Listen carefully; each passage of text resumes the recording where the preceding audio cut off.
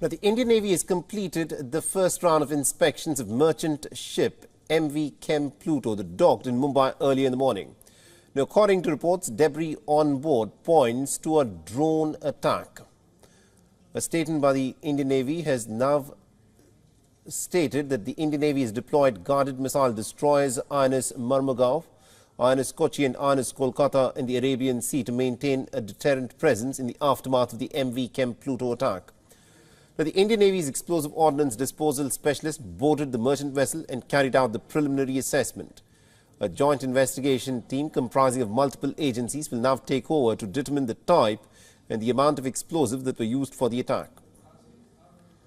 Now, the vessel started its journey from the Jebel port in Saudi Arabia. The destination was the Mangaluru port in the southern Indian state of Karnataka. The ship was struck by what is being described as a suspected missile near Gujarat, that is off the western coast of India. The ship has now reached the Mumbai port. It was escorted by the Coast Guard patrolling vessel Vikram. The Indian Navy, in its very first statement, has briefed about the actions that it has taken in the aftermath of the attack. The Indian Navy's mission has deployed platforms and they responded pretty swiftly to a maritime incident in the Arabian Sea. The Indian Navy has also diverted a maritime patrol aircraft operating in the area undertaking routine surveillance.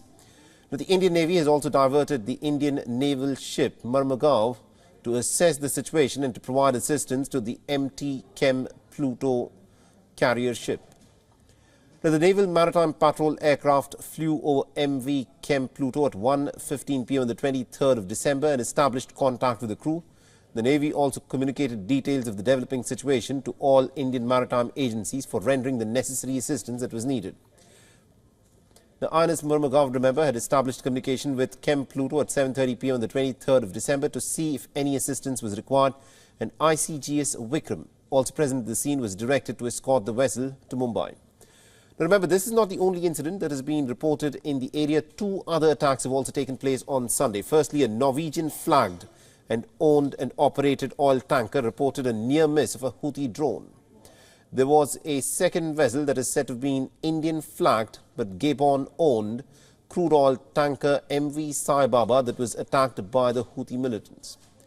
Now, the increasing tensions in the region and also the heightened risk to shipping lanes have come to the forefront following the 7th of October attack.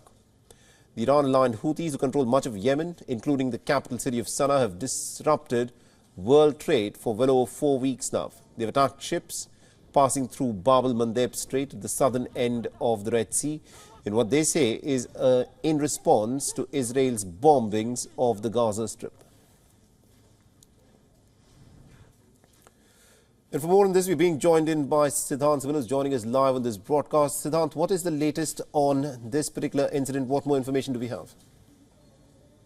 Well, we know that earlier today, MV Chem Pluto reached the port of Mumbai and there were detailed investigation that have taken place. According to the Navy statement, it looks like a drone attack, even though the vector is not known. And what has been dramatic is the first visuals of MV Pluto being released, showing the extent of damage to this vessel, and the images, of course, are horrifying. We know that today also the Navy has taken decision of deploying its assets in the Arabian Sea. It means that India will be deploying its warships, including INS Marmugao, INS Kochi, and INS Kolkata, including, of course, reconnaissance missions by P8I. Absolutely indeed, Siddhant. Thank you very much indeed for joining us and getting us those details there. WION is now available in your country. Download the app now and get all the news on the move.